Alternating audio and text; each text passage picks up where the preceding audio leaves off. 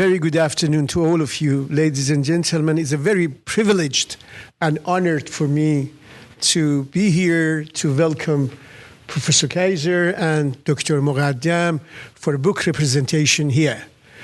And welcome to Amsterdam, and welcome to the session organized by Iran Akademia. I'm very indebted to Alireza Kazemi, who organized this day. Let me to say that, the book we are talking about today is طلعت Pashā, and one of the Pashas of the late Ottoman. And let me to confess that I read this book twice. First, when I was asked to write an endorsement, I read it in English, and then later on I read the very fluent Persian translation. Congratulations to both of you.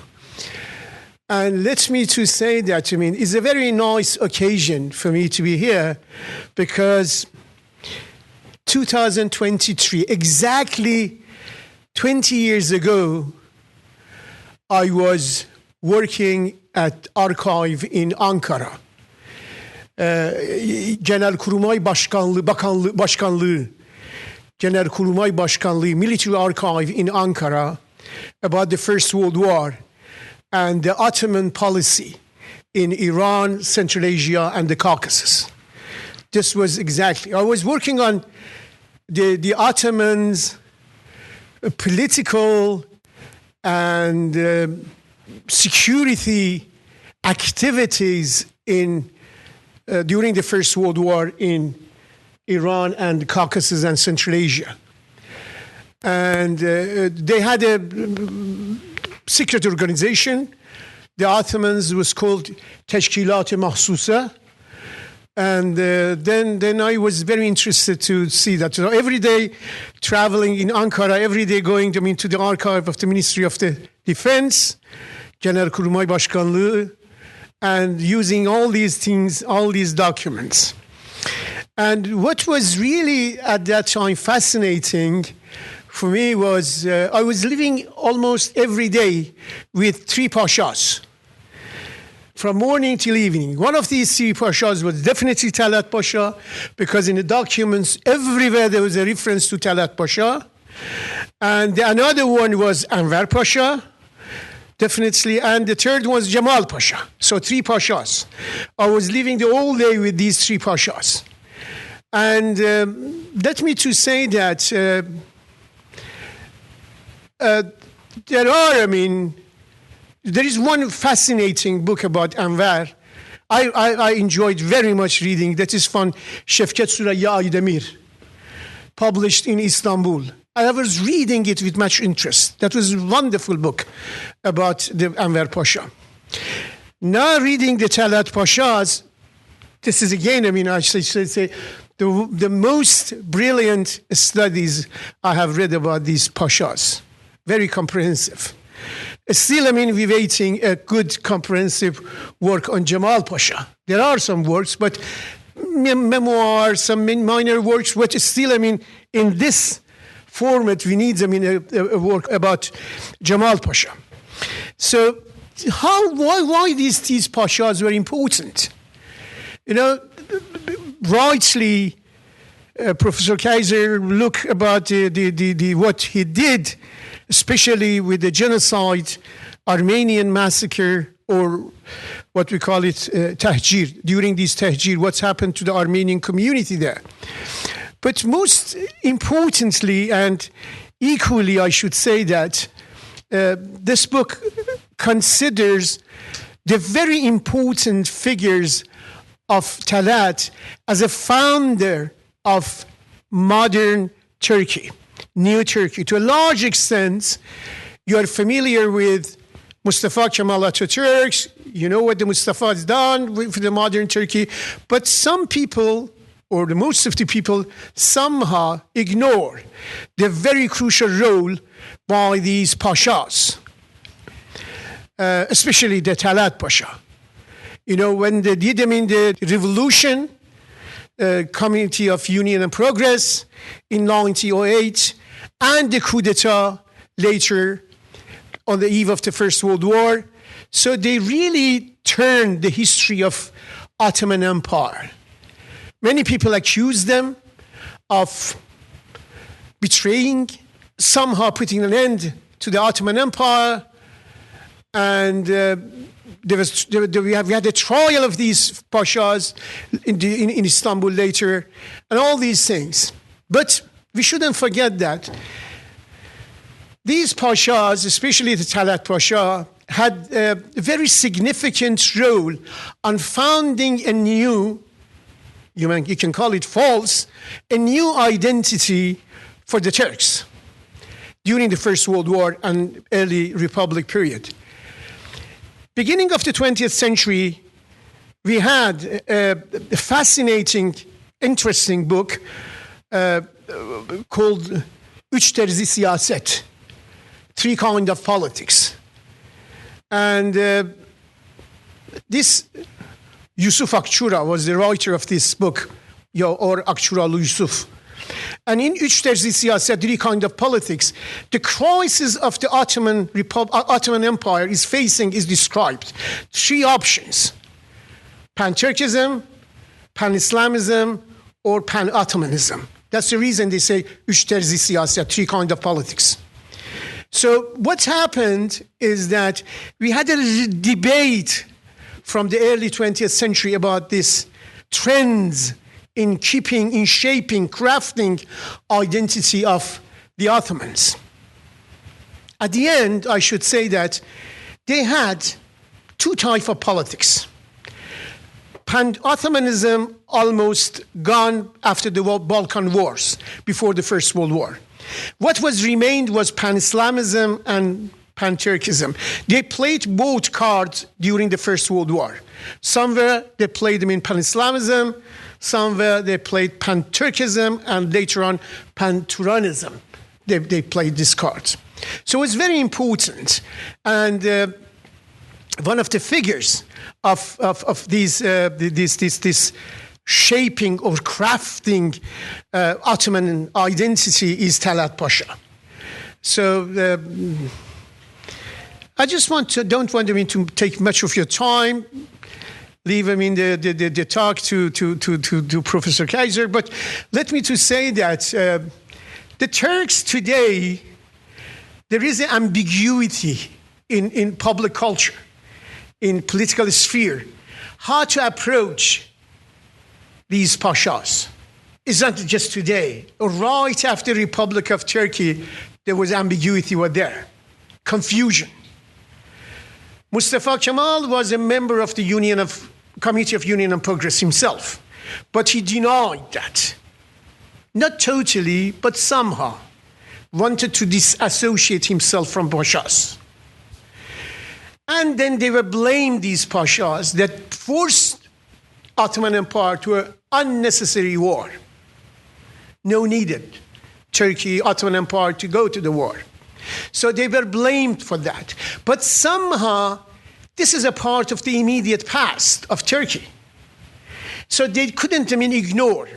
So for time being, we have both shaping memory and selected amnesia, both hand in hand. Shaping memory and selected amnesia.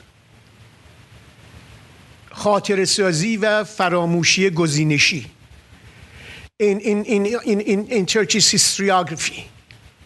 So this is something that you see that. And occasionally you see different approach. For example, after the fall of the Soviet Union, 1991, there was a mission sent by Demirel, one of the presidents of Turkey, to Tajikistan to bring what remained from Enver Pasha, because Enver Pasha was ambushed in Tajikistan. Let me first say the destiny of these three pashas. Talat, assassinated in Germany. Jamal, assassinated in Tbilisi after the war by Armenian. Enver was in Tajikistan, went to Central Asia. At that time, we didn't have Tajikistan. It was Central Asia, what's called Turkestan. Enver went to Turkestan, to Central Asia, with the Basmachis movement, Basmachis group, fighting against the Bolsheviks, and was ambushed and killed in Tajikistan, today Tajikistan, and in Armenian. Armenia is called Agabekov. He was an engineer of this ambush. And then what happened is that in 1996, the remains of Enver was brought to Turkey and reburied there. Where? In Abidi Hurriye. For those of you who are familiar with Istanbul, next time when you go to Istanbul, pay a visit to Abidi Hurriye. That is in Shishli district in Istanbul. And all Pashas are there. So when they brought the remain of the Enver Pasha there, I went there to see what's going on. I didn't visit, I didn't contribute to this ceremony. No, I took distance, but I went there afterward to see what's going on. It was a marvelous, decoration and very, very interesting flowers everywhere. This was the first time. Talat is there, Enver is there. Wonderful. And then I went after 10 years once more to Abidi Hurriye. Was ruined. Nothing. Broken stones. And at once, I went with my family, and my children were very worried because somebody is practicing shooting in the cemetery. We didn't know what's going on. This is Abidi Hurriye, supposed to be the most renowned cemetery in Istanbul. So why is this?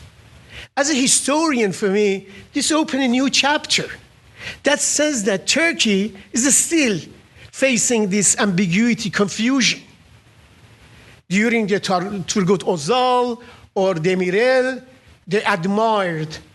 But when Erdogan coming to power, who cares then about the Pashas? Erdogan is more and more attached to king, to emperor, than to Pashas.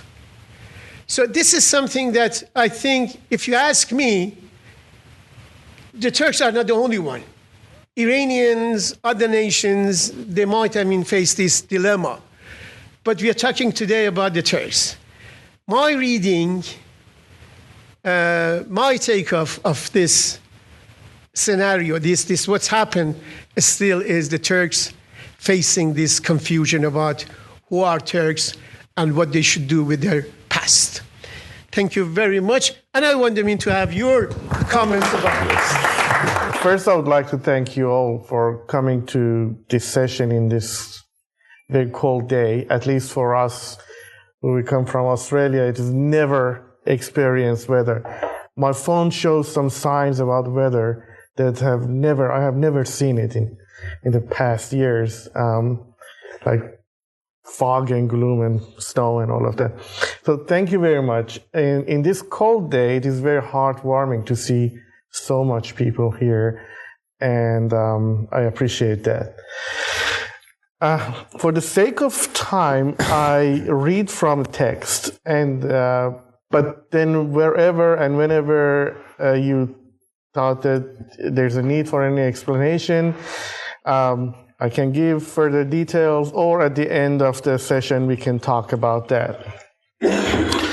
And thank you very much, Professor Atabeki, to give such a good overview of what's happening in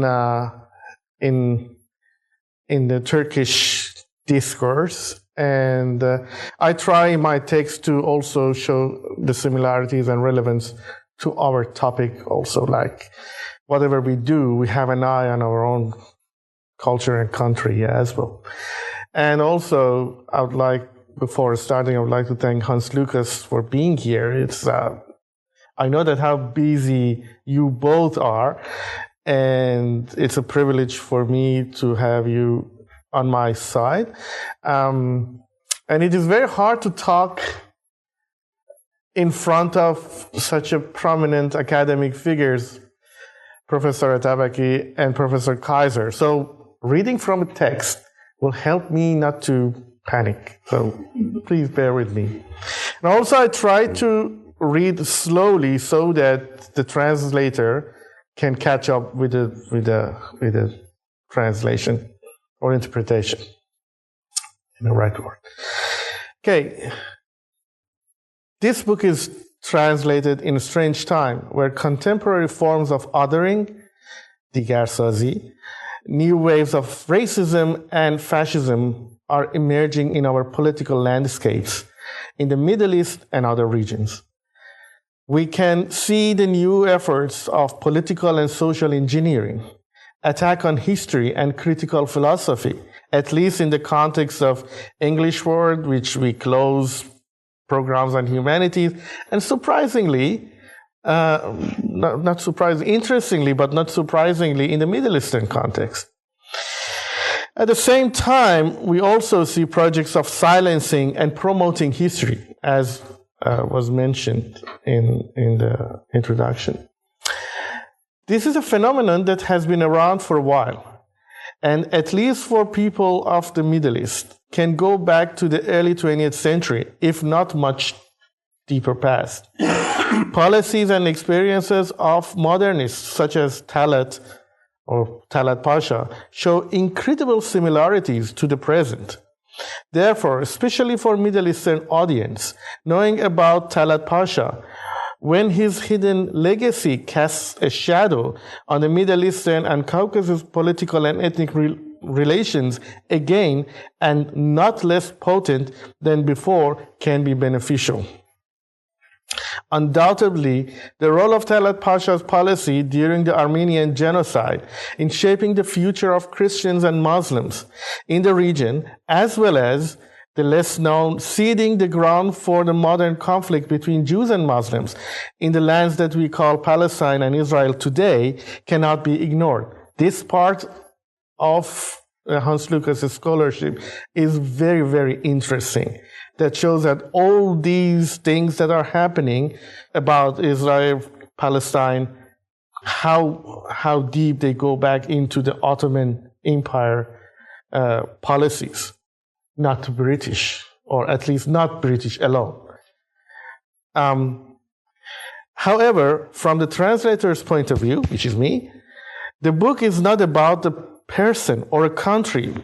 It is about patterns of behavior and processes.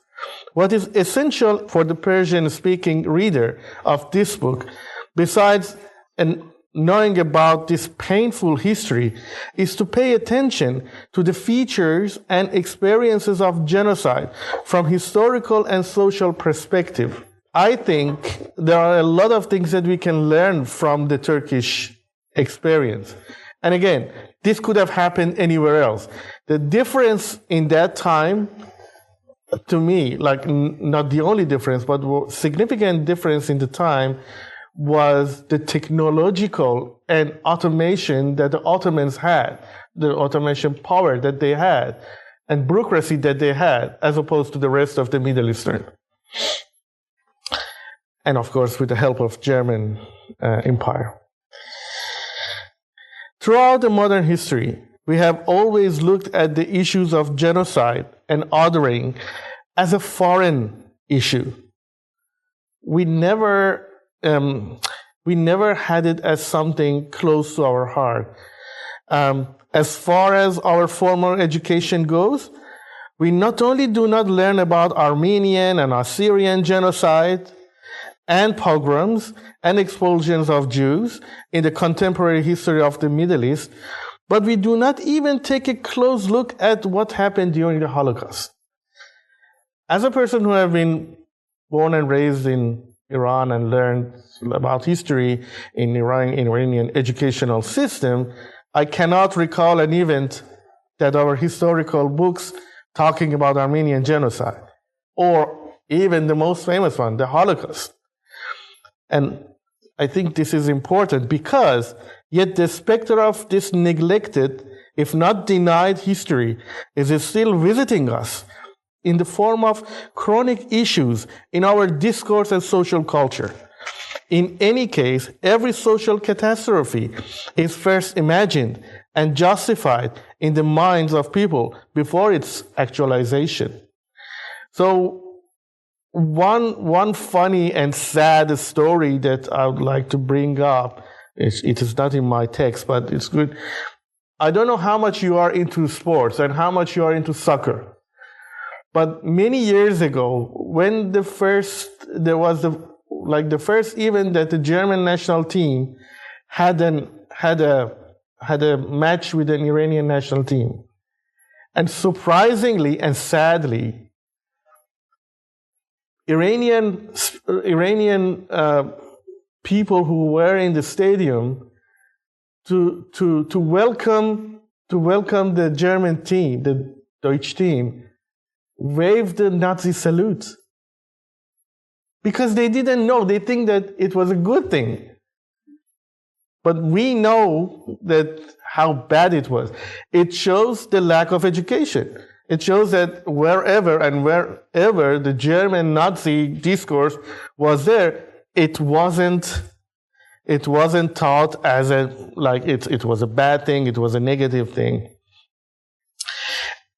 Continuing with my text, and we are not short of othering concepts ourselves that in extreme forms have turned out to be catastrophic events, which we are not, again, short of examples. And we need to look at these discourses and how they have transformed. I think everyone can bring an example in different, on a spectrum, about the events that happened from a minority member in our neighborhood or in our, that minority could be anything. But we have seen it. And sometimes even we think that it was a great thing that happened with some historical figures. Anyway, I would like to generalize, by the way, the phenomenon as a Middle Eastern issue. It's not about only Iran.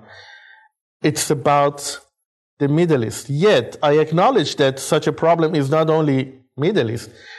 We have the cases in Europe. Now look at the rise of fascists in Argentina and all of that. But I think it is our duty to look at our own region first before going somewhere else. And I think, the story of Ottoman Empire has a lot to teach us. And we can say that objective self-criticism and not self-hating review, which we need to distinguish from the self-criticism of our history, is very much needed for sustainable democracy and pluralism in the Middle Eastern societies. Look at the revolutions have turned negative since 2010s in Egypt, in Yemen, in all of that. And then you find this kind of discursive regimes of othering other people, which then move the whole democratic movement to something, as Ozzy says, it moved things to south in a bad way. Perhaps today, when Iranian society, for example, is undergoing a painful but promising process of change, it is time to question the deep-rooted violent discourses and at times social indifference to what has been experienced by victims of collective violence in the past 100 years in the Middle East. In this way, this book is an attempt to present to the reader a picture of the discursive regime informing, diplomatic action and inactions empowering, and the collective psychology enabling a significant social catastrophe in the not-so-distant past. In this book, the reader will see many similarities in the language and actions of طلعت Pasha, the apparatus under his command, and the discourse of the political actors following him. The reader will also witness the historical indifference of foreign countries. This thing is very important because we always say, what are the Europeans doing and the world doing? The world does nothing historically. And I think, at least for Iranian like society, it is very key to know that the world doesn't do anything, or at least does very late or very small, which is informed by their pragmatic diplomacy policy. Also, one needs to consider that those who planned the genocide were not necessarily a backwarded religious groups, but otherwise they were what is called today as progressive people. Like, look at the face of طلعت and Amir. They are very much Western, shaved, brilliant people. طلعت is a fantastic coffee partner. Like, everyone who sees him, including Yahya Dawlatabadi, that, oh, he's a fantastic guy. Okay? So, but he committed the most gruesome things that one cannot imagine. So, like, what I'm trying to say is that the mixture that they have created was justification of those actions with a mixture of religious and nationalistic language. This book narrates a painful and disappointing but enlightening scenes. The courage of anti-tyranny Armenian activists who desperately but committedly tried to strive for life. In instances that I have the opportunity to teach, I used to say, and it is not a very popular statement that I make, is that we need to consider that Gandhi, Mandela were created in the context of British law. We have brilliant Armenian parliament members and politicians that never got the chance of being famous like Gandhi. They have been killed on the deportation road. They have been killed, and this book narrates their story. They have been killed in a way that nobody knows about him unless we read about them. We don't know about their brilliance in the language, in the political ideas that they had, and the braveness that they showed in the face of death.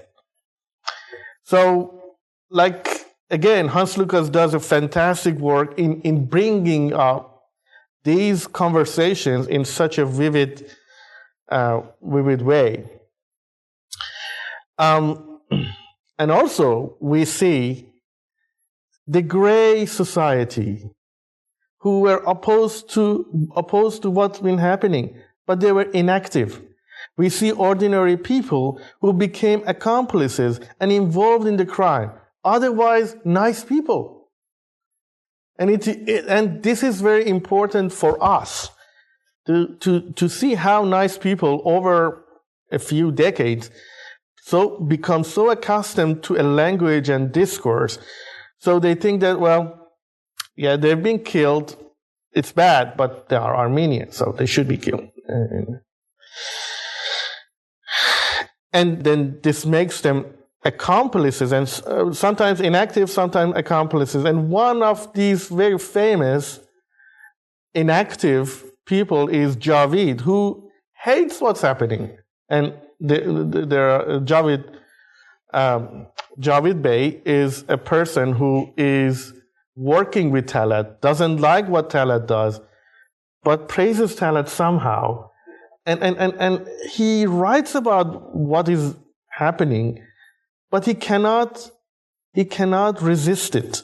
And it is very interesting to see. And then, by the way, by inaction, they become involved in the crime. And at the end, we also see the desperate cries of the tyrants who his end was approaching. There is a fantastic scene in this book that طلعت cries out of desperateness. And there is nobody, including his own staff, to empathize with him. And it is amazing. Like, it's kind of like the narration that Hans Lukas gives everything in it. Like it's a good read. Not that I have translated it, but it is very good, engaging read, and made me involved with Talchat for 2 years. So we are very close friends now.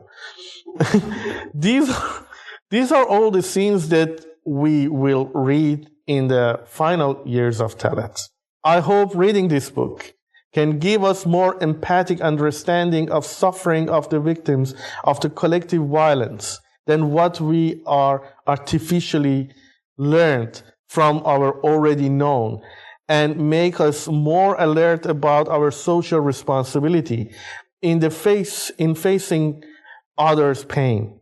In any case, if we don't read and comprehend history honestly and meticulously, we will be condemned to repeat it, since the desire to repeat is rooted in human psychology. Psychologically, we like to repeat things, so we need to be aware of it. This work is the first segment of the two-part project. In the second part, I'm working on the Iranian reflections on the Lausanne 1923 treaty, which will be shared in the form of peer-reviewed publication and also a translation of the latest book from Professor Kaiser on the Lausanne Treaty, which is titled When Democracy Died. That is very, very telling title by itself. And of course, When Democracy Died for Us Iranians as well. That part would be my contribution, but anyway. The Talchat book is now available in English, Turkish, German, and French, and now, thanks to Iran Akademia, Persian as well. In the end, I would like to thank Professor Kaiser for his trust and support. He is a fantastic teacher, and he supported me throughout the whole project. And also, I would like to thank my wife as a great supporter of this work, which she's now here. And because for 2 years I was the most boring husband, staying late writing and researching Talchat, because this book is annotated. So I have added notes for the Iranian reader. I all the weekends, everything, and she had to do to tolerate my being boring. Thank you very much.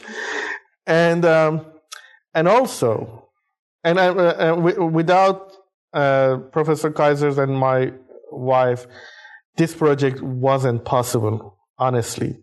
And I also would like to thank Mr. Kazemi and Iran Akademia staff for helping us in publishing this book. And I also would like to thank Professor Atabaki for endorsing the book.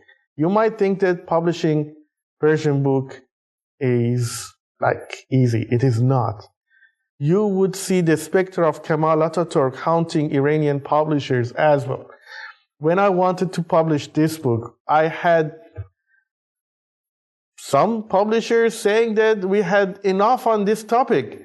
And I can tell that this is the only book on Talchat. And they didn't want to publish on this matter. But thanks, Mr. Kazemi, you made it happen. And yeah, thank you very much for coming here. So before coming to your comments, let me to bring to your attention the copies of the books is available here. And both writer and translator were happy to sign to you. Okay. Thank you. Do you want to say something about this crisis of identity? Yes, that as well. Yeah, as a first, I want really to say that I am happy and we are happy that we can be here with you, and especially with the wonderful team of Iran Akademia who really, as far as I understood from Amir, what he told me, was very open to this project. So that was, we were lucky. And hopefully this is a beginning. So thank you very much. Big thanks to Professor Atabaki for what he did and for his presence here, for his words as well, and the endorsements, of course. I personally, I'm interested in peace, in good life, in a deep sense, in democracy. And my first big monograph was on peace, but the failed peace, I must confess, the title of my book. It was also translated in Turkish. So that was my dissertation. And that's always my core question. So even if I then finally had the courage to approach really the darkest parts of Ottoman history, and one of the darkest but very complex figures like طلعت, my interest is in clarifying what is the case. I'm modest. I'm not so sure that we can learn from history and have lessons would be fine. In the best case, yes. But I would say in the realist way, we can clarify and learn to see what is really the case. And I use the term proto-fascism. I don't use it very much, but it's in order to get the readers there where we must be when we want to bring also a European framework that makes sense. So it's wrong to think that the Ottoman Empire was backward. It was backward in many respects. Politically, it was avant-garde. They founded the first, even before the Bolsheviks, the first party state, single party regime in an empire. And and normally one does it, coming from the 19th century, include the Ottoman Empire in Greater Europe, as we call it. So they organized the first genocide in Europe. So against their own nationals. We had colonial genocides before, or if we look at the whole history, millennia of history, yes, we had many genocides. But for the 20th century, these were very important and seminal events because there was no accountability for it. And that's why I continued writing the book on Lausanne. That's foundational. It's the non-accountability for huge and very successful politics of violence. Mm-hmm.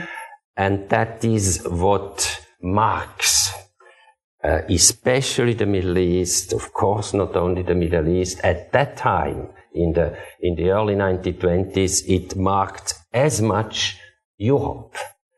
That was a conference in Europe for European diplomacy. The Eastern question had been the question number one, the longest diplomatic question in modern times.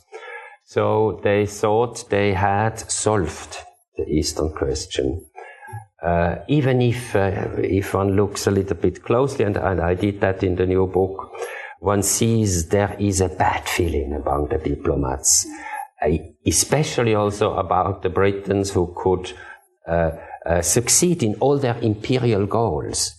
Ankara was the triumphant victor then,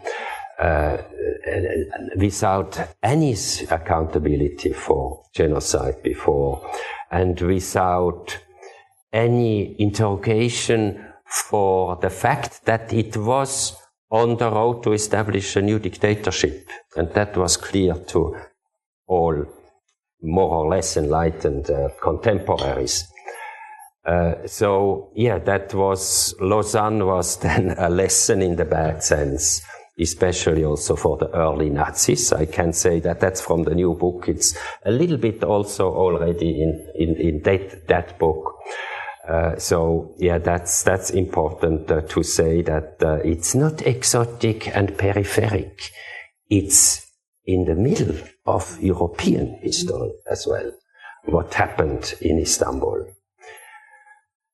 And Talat Pasha, if I can trust a very new message I got yesterday, in fact, has got the name of a street now in Karabakh is now Talat Pasha. And there was a poem that they narrated. No, yes, but now you know Karabakh has been invaded, was an autonomous region by the Azerbaijani military, and now a street has been named Talat Pasha. So that, as you said, these figures are very present. And I may add here, yes, in the 2000 years, there was the Islamist reflex against the Unionists, against the party is called Unionist Party, because the whole name is Committee of Union and Progress, and therefore Unionists. So Talat was the informal boss of the Unionists. So there was a reflex of the Islamists against the Unionists, because sometimes they very bloodily repressed the Unionists 120 years after the Young Turk Revolution. But a few years later, we see that they more and more adapt unionist style of politics, that they, especially since in Ankara now, 2016, but starting a bit before already, they have collaborated and made a coalition with the far right. They venerate Talat Pasha. And Enver Pasha has anyway always been a figure of respect also for the Islamists. So it's not just historical, 120 years ago. The mindset of those now ruling in Ankara are, grotesquely, in a very bizarre way, informed by what they think we missed 102, 3 years ago, or especially with the defeat in the First World War, and then with the Lausanne Treaty. In contrast to the Kemalists, they see the Lausanne Treaty not as a triumph. For the Kemalists, that was always a triumph until the end of the 20th century. No. It was rather a catastrophe. We lost the empire. We lost the caliphate. We promised the Europeans a secular republic, even a democracy. That's a promise that was absolutely not fulfilled. But at the negotiating table, they promised to do so. So, yes, that's my motivation, is at least to clarify what was the case, without embellishments, without any regard for any academic or any political sensibility. Perhaps we feel a little bit freer in Switzerland.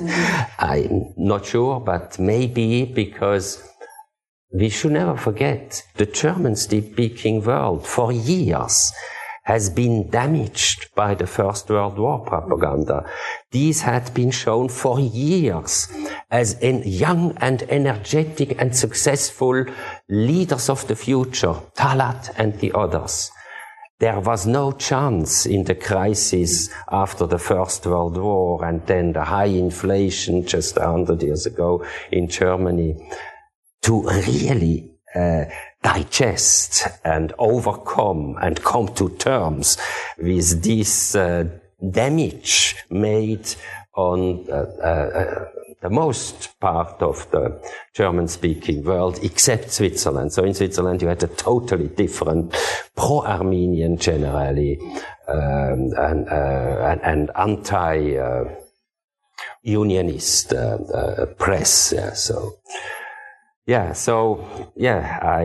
I'm very glad to be here and to see that this book is now ready for discussion. So if you don't mind, I'll give a very short summary in Persian, and then we can continue.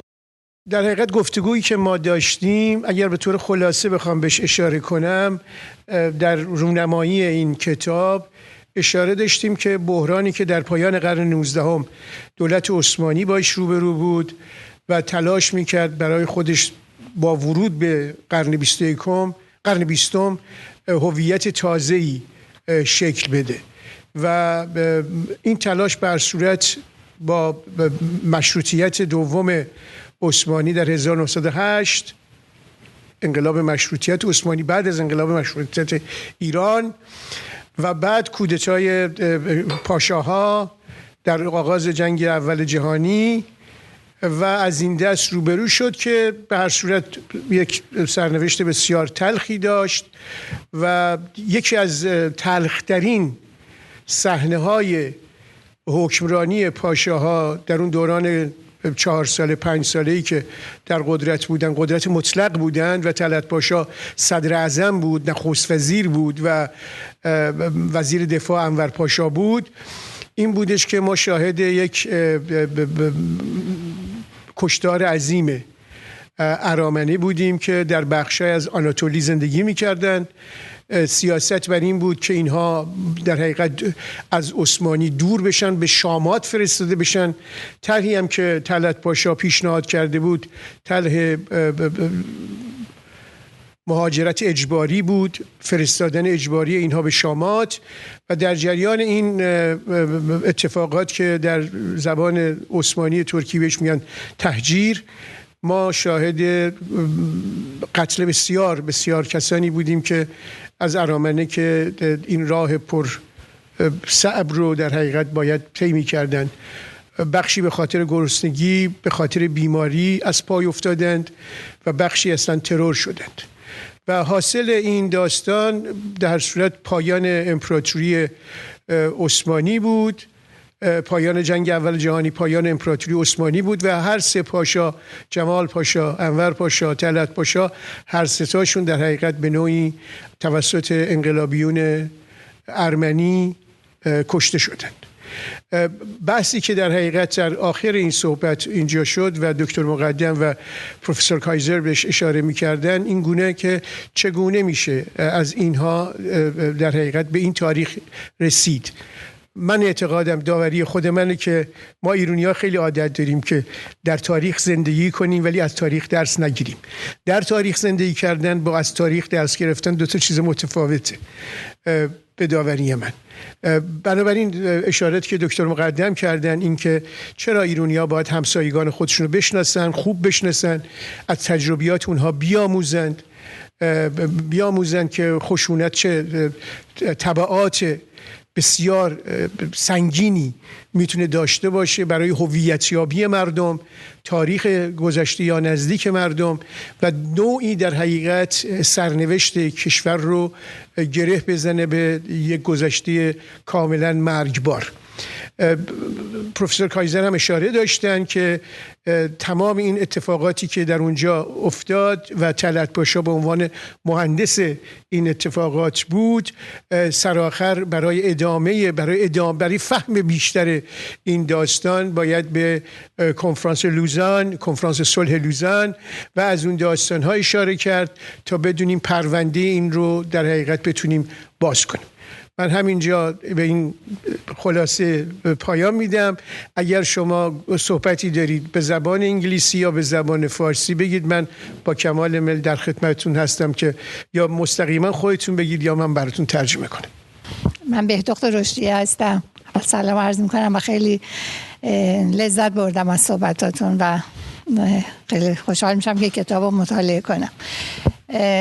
من تازه اومدم اینجا ایران زندگی کردم همیشه و نزدیک 30 سال فعالیت اجتماعی داشتم.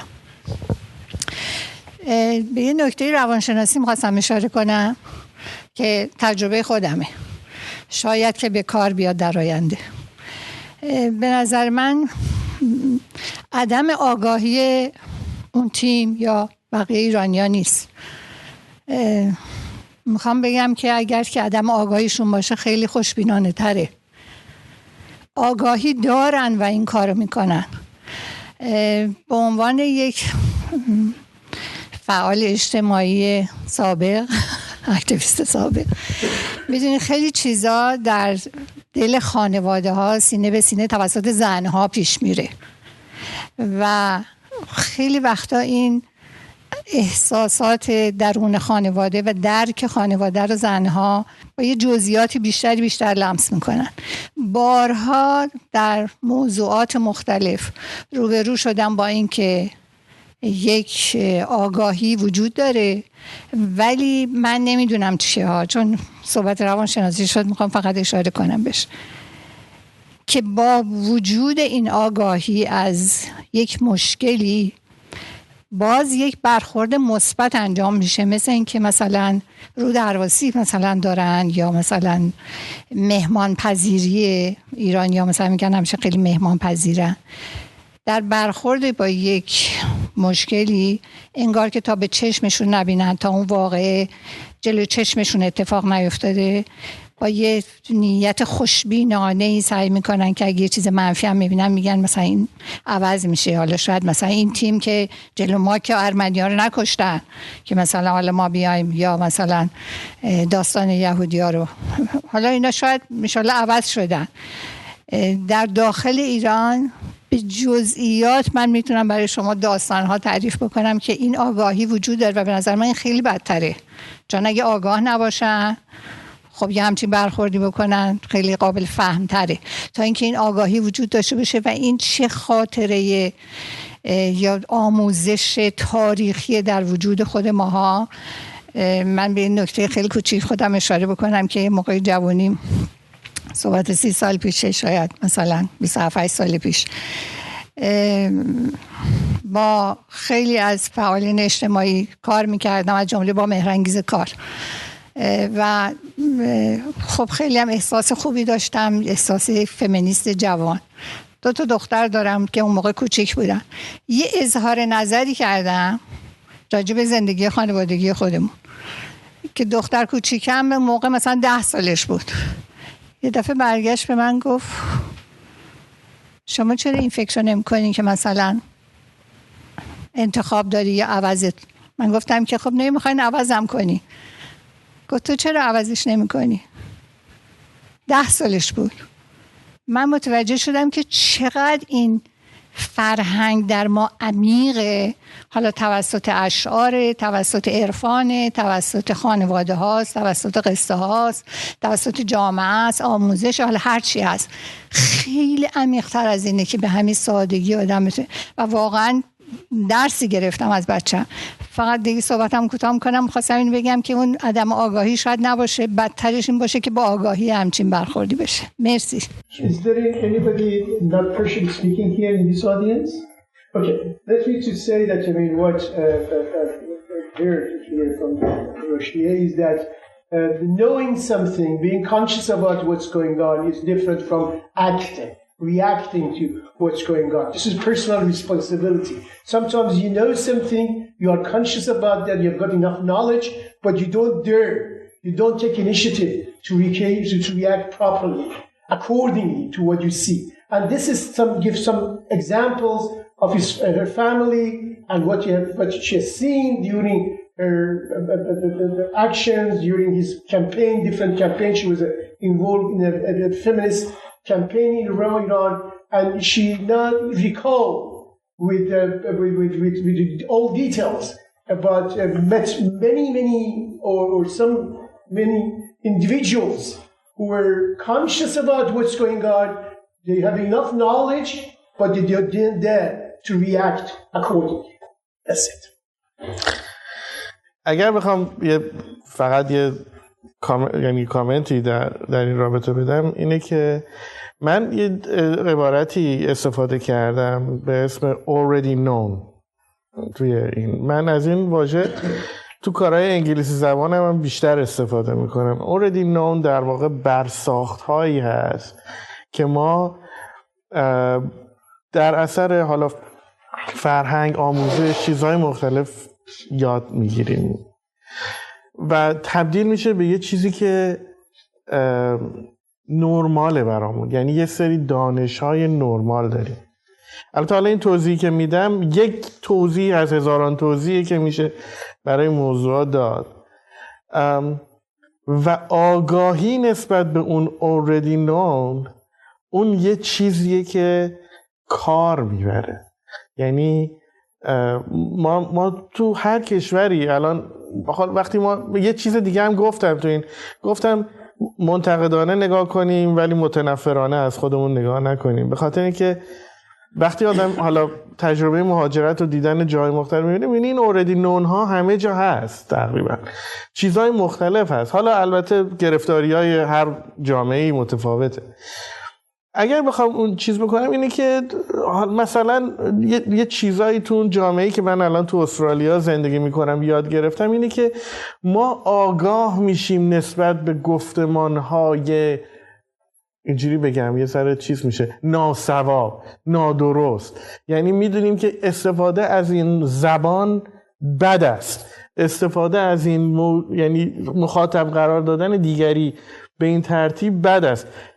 یه عده‌ای هم انجامش میدن ها، ولی یه چیزی که هست اینه که این آموزش، حالا هر چی که هست، حالا یا وقت یه سیستم آموزشی این کارو میکنه، یه وقت مردم این کارو میکنن، من اونش منظورم اینه که آگاهی نسبت به اون موضوع خب این کار میبره. حالا چرا مثلا کودک شما به نظر من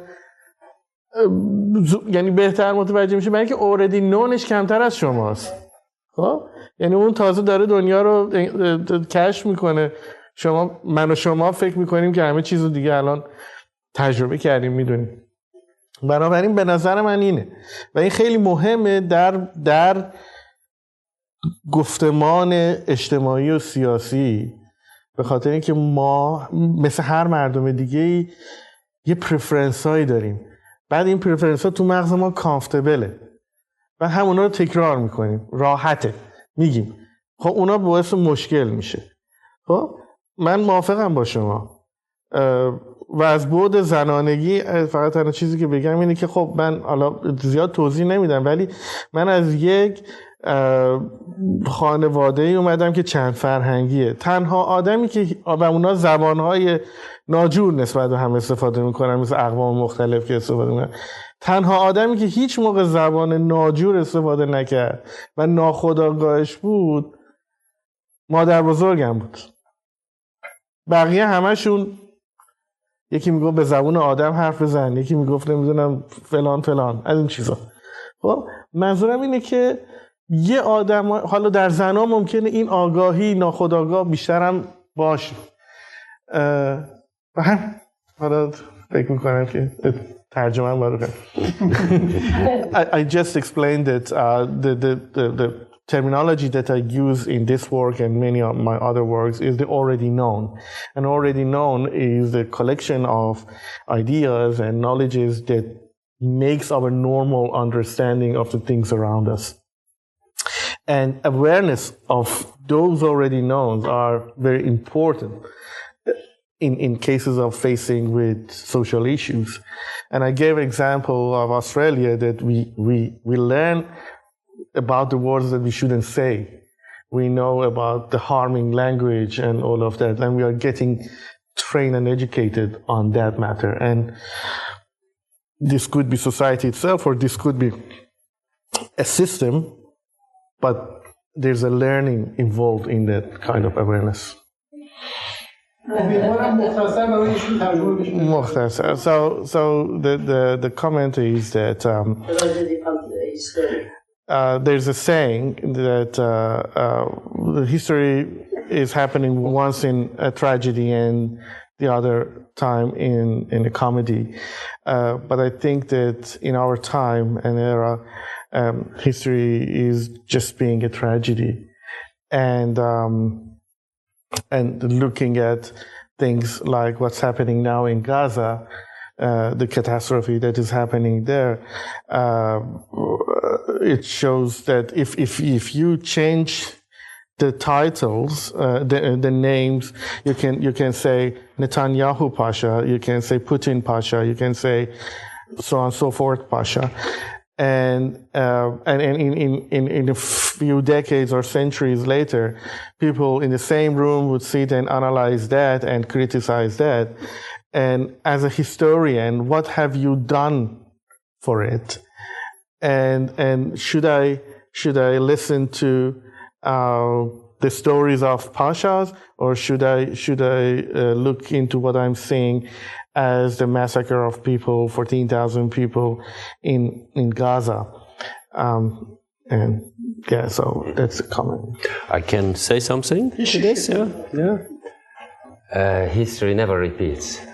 It's always different, a little bit different at least. Netanyahu is different from Talat, and the Hamas has a totally different project from the Armenians or from the Kurds. The Kurds today have a democratic project. Hamas doesn't have a democratic project. So just to say a few differences. But the challenge, I would say, is analogous. It's the challenge of a modern, in my terms, of a modern democratic social contract. It's not about an ethno-democracy or an ethnocracy, what we might call Israel under the far-right government. It's really about a modern, plural, democratic contract. So I think this challenge has remained the same and has been destroyed by Talat Pasha, because Talat partly believed in this after the Young Turk Revolution. He collaborated with the Armenians. For the Armenians, the only chance of a future was a constitutional Turkey. So that's something, a step toward a more democratic, plural Ottoman or Near Eastern world, if you want, because at that time the Ottoman Empire was the Near East. So, yes, he totally gave up on this. He gave the model of what, unfortunately to a large extent, influences Middle Eastern politics, including some members of the government in Israel. Yeah, but everything is a little bit different, and that's the historian's task, to show the differences. And of course, the remaining challenge. تاریخ هیچ وقت تکرار نمیشه. آنچه که امروزه ما شاهدش هستیم کاملا متفاوت آن چیزی که 100 سال پیش شاهدش بودیم. صور مختلف به خودش میگیره، اما هیچ وقت آنچنان نیست که دوباره بهش ارجاع بدیم به عنوان یک تجربه تکرار شده. آنچه که در حقیقت ما شاهدش هستیم، چالشی که در برابرمون هست، چالش بزرگمون درباره قراردادهای نوین اجتماعی. این قراردادهای نوین اجتماعی که کاملا متفاوت از قراردادهای پیشینه، فهم و درک بیشتری از طرف ما میخواد و واکنش درستری از ما میخواد این انجام بدیم. هیچ کدوم از این عاملان وضعیت کنونی سنخیتی با آنچه که پیشتر احزاب سیاسی، شخصیت‌های سیاسی داشتند ندارند. خودشون در حقیقت مستقل هستند با هویت‌های یگانه خودشون، اما به نوعی در حقیقت ما می‌دونیم که یک پیوستگی وجود داره با آنچه که در گذشته‌های دور یا نزدیک ما اتفاق افتاد، با آنچه که امروز ما شاهد انجامش هستیم. من یک سوال از نویسنده دارم. تا اونجایی که من می‌دونم جنگ‌ها، دخالت‌های خارجی، حتی حکومت‌های دیکتاتور، اینا دلایلش بیشتر اقتصادیه و میخوان قدرت رو افزایش بدن، ثروت بیشتر به دست بیارن، ثروتشون رو حفظ کنن. یعنی پوشش میتونه اختلافات قومی، ناسیونالیستی یا مذهبی باشه، ولی ریشش در واقع همون مسائل اقتصادی و قدرته. حالا نمیدونم ایشون توی این کتابش دلایل اقتصادی این موضوع رو مطرح کرده یا نه، چون بحث فقط این که اینا باید از اینجا برن علل قاعده نباید بشه. خب اون اونجا دارن زندگی میکنن، برای چی گفته اینا از اینجا باید برن؟ یا مثلا به خاطر ارمنی بودنشون نبوده، شاید اگه مثلا یک چی میگن قوم دیگری هم بودن باز همین کارو میکرده. احتمال زیاد باید یه دلیل اقتصادی داشته باشه. این سوال من. As far as I know, most of the wars and dictatorships and things like that, apart from their nationalistic or ethnic issues, facades, they have a economic reason. And I just wondered if you have address to the economic reasons for the Armenian genocide as well in your book, because I think that it was not solely for them being Armenian that they have committed the genocide.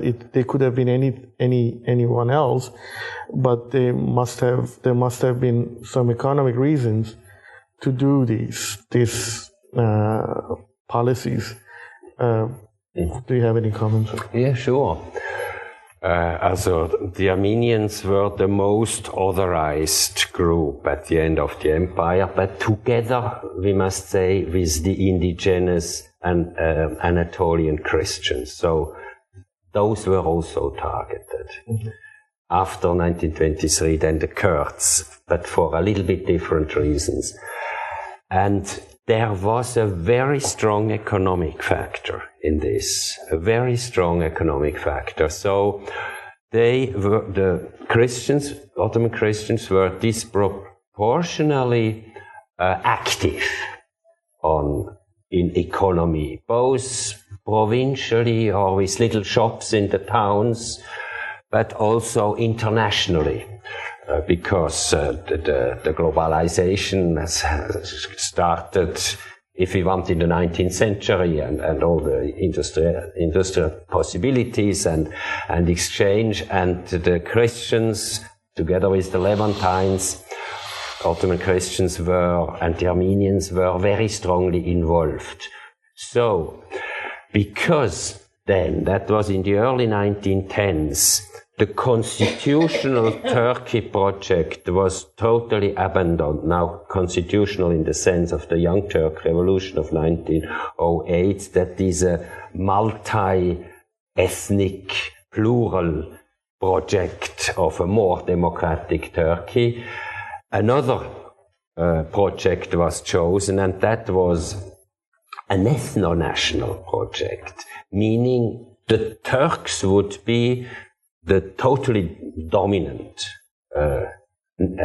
group and would be the defining group. So this, of course, this had religious aspects, linguistic aspects, and cultural aspects, and very strong economic aspects. So the Turks were not a bourgeoisie, by far not. They worked as officers, military officers, or in the administration, in the state, but not,